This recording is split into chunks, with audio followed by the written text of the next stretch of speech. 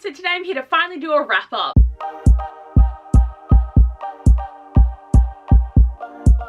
So I've not done a wrap up since April when I did my March-April wrap up. So I've got May, June and July to wrap up because I have only read 8 books in the last 3 months. So I didn't think it warranted a wrap up yet. Like, I used to do monthly wrap ups when I used to read 8 books in a month.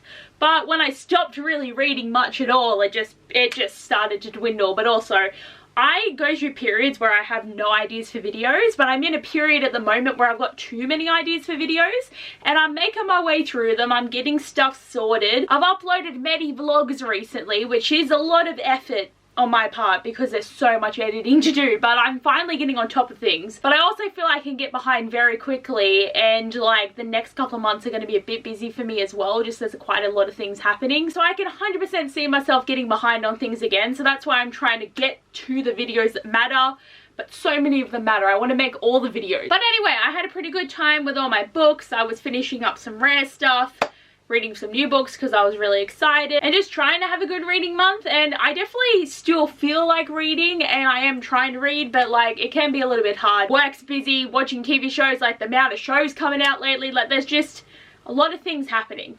So I actually am at the period where I really want to read, but I just can't because I'm busy. But let's get into the wrap up. I'm excited to talk about all the books I read, even though I don't remember much because it's been like more than 3 months for some. So my first read of May was The Fine Print by Lauren Asher. So basically I picked up this book because for like 6 months before, I was purely reading books leading up to Rare because I wanted to try and have as many authors that I could read.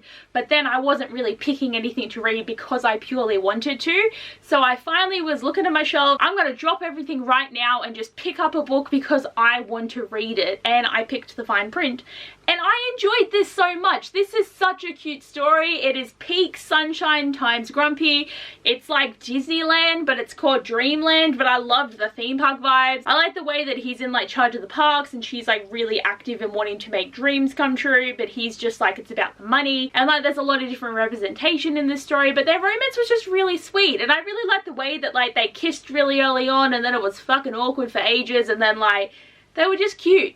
But they also had a lot of different demons that they had because Zara, our main character, can never trust people after what happened with her last boyfriend. And then Rowan also can't really trust people because he's so rich and well known in the world that anyone who tries to be friends with him, he just doesn't feel like it's genuine. So they both are very untrusting people, but they're trying to be better for each other, and I thought that was really fun as well. And I'm very excited to continue on with the trilogy because the next one is Fake Marriage, which I think could be really good, even though I've heard somewhat bad things about the main character. And then the third one is like a second chance romance in a cabin. Keen. I just think this trilogy is going to be a great time, and I just really enjoyed this. Then I read Tragic Bonds by J. Bree, and this is book 5. All these books have honestly blurred together for me, so it's like I don't really remember what happened. Like obviously this is finally Knox's turning point book. And honestly, like, I like the way they did it, but there's things that he did not even own up for. It's like, mate, I still hate you. Like, even though Ollie is obsessed with you now, that's fine, but like, you aren't a likable character and I don't think you're ever going to be. Like, he started to be nicer, but still, 4 books worth of awfulness doesn't make up for it. Like, I don't think I'm ever gonna really appreciate him as a character. He isn't my least favorite Bond just because I just dislike Atlas so much.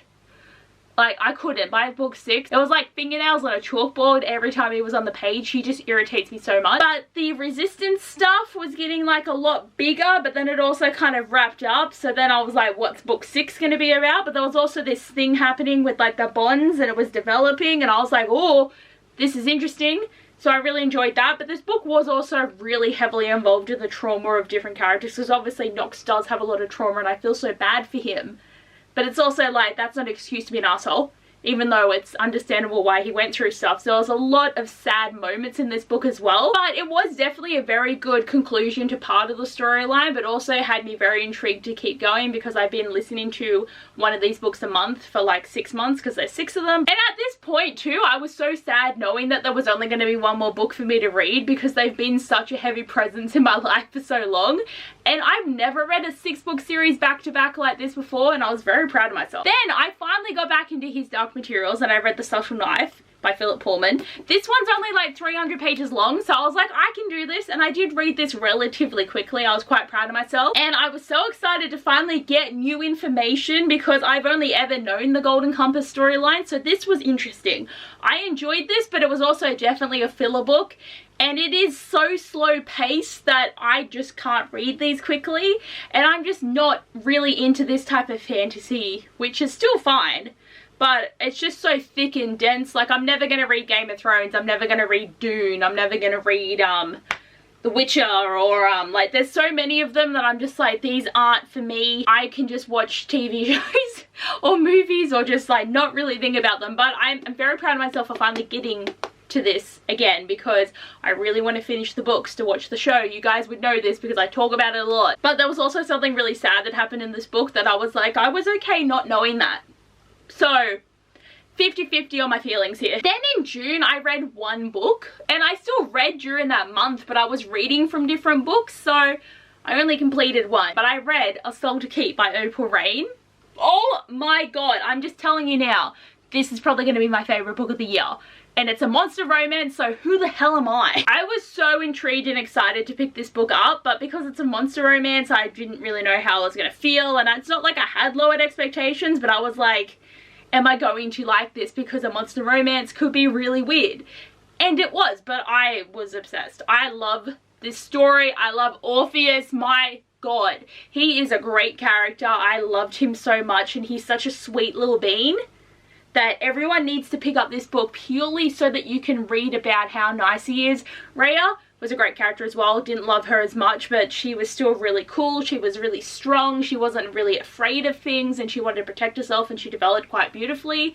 And even though this story is a 500-page book, so it's quite a long one, I don't think it was too slow. I think it felt very homely, and it was very sweet. There was only 5 characters in the book, and it was just about them slowly developing into this really cute relationship. Even though there was still death and murder and blood and different things going on, it was still at its base a romance that's basically a Beauty and the Beast retelling. So what more do you need? Then in July I finally finished Crest by Marissa Meyer. So this is the book that I majority of it read in June.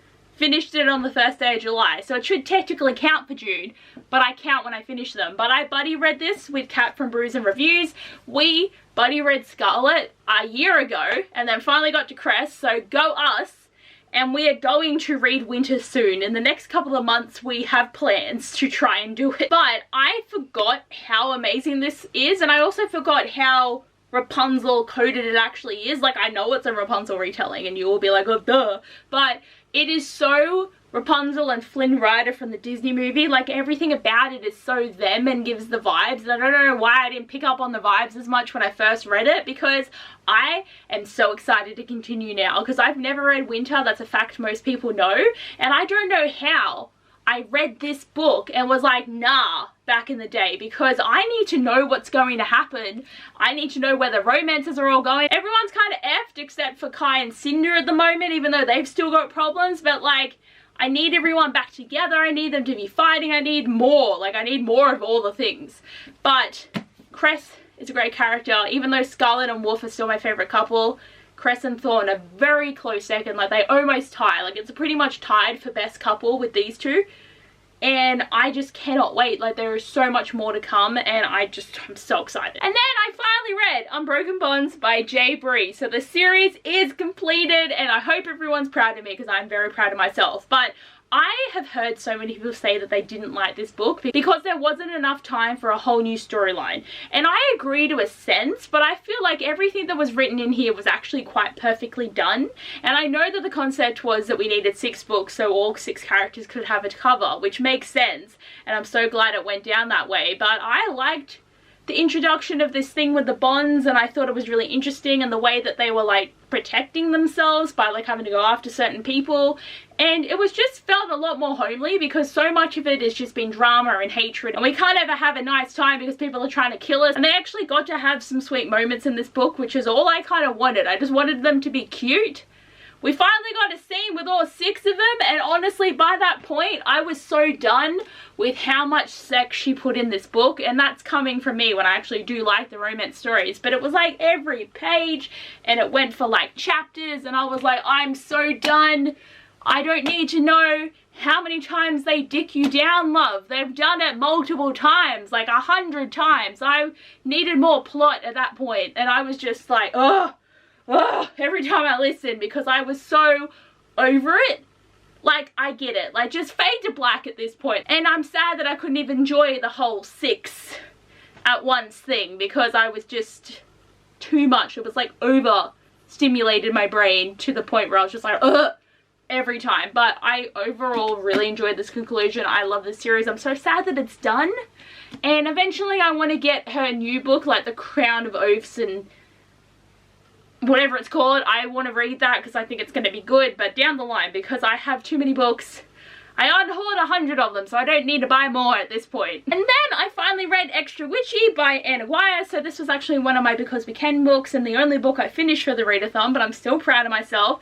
Finished another series, and this book was so cute. The first one's always going to be my favorite just because it's so cute and I love Titus, but I liked this one because it was a fake marriage. Even though they married in a fake way, it was pretty much a complete relationship just without them ever talking about things. So there was not miscommunication, but it's like they were in love. They were basically in love from the beginning, and they were having a really great time. It's just they were sitting there being all like, yeah, but do we love each other now? Like, kind of what they were doing. But I liked the way that the story developed as well, because after book 2, the witch hunter thing wasn't as big as it was in the first 2 books, but then there was other issues happening, and I really liked the way that it concluded. And the world of magic is definitely a lot better now, which I appreciated as well. And I also just really liked Leanne as a character, because she was always the fun, bubbly side character, and to actually get to know her to her soul was so great to read about. And Trevor is just such a house husband. He just wants to be there for her and support her, and he's just happy to like clean and cook and just be like the supportive husband, and I just appreciated that, because most men want to be men. He's the Alan to the Kens, okay? He was a great character. And then lastly, I finally read Ferris by Marissa Meyer. So me and Kat also buddy read this, because this is a story that we also need to read, and I know that this is the point to read it in between, because Lavana has obviously been such a dick for the first 3 books, and then we read this book, and my god, it's unhinged. I thought that Canary, who is Celine's mum, was gonna be a nice person. Like, I thought she was the nice princess and Lavana was the bad princess. No! My god, no! She is worse than Lavana, and that is saying something, but the way that Lavana thinks that she's a good person, and the way that she justifies things when she's actually mentally challenged so badly that she thinks that she's a good person, was so bad. And like the way that she got her husband in such a non-consensual way, and like, oh my god, I did not expect this. And I bet you if I read this back in the day, I would have been like, oh, but no, we know in this day and age this is not okay. And like, she killed children, she killed lots of people, and like, in a way I feel bad for her, because she also was burnt when she was a child, so I get it. But like, no, she needs to be stopped. Like, her plans though, like the way that you could see everything that's come to a T in the actual series, like, she's smart. She is beyond smart, but like, my god. So, here is my 8 book wrap up. Like, it's honestly not that bad. There's a few thickies in there, but I wish I could read more, but sadly it's something I just have to accept about myself. Anyway guys, that is all for my wrap up for today. I'm really happy with all I read. I didn't really have a bad book this month. Like, The Subtle Knife would probably be like the least one that I liked, but that was still a good book. And at this point I have watched season 2, and the adaptation is so good. It is just beyond good. And I am so excited for season 3.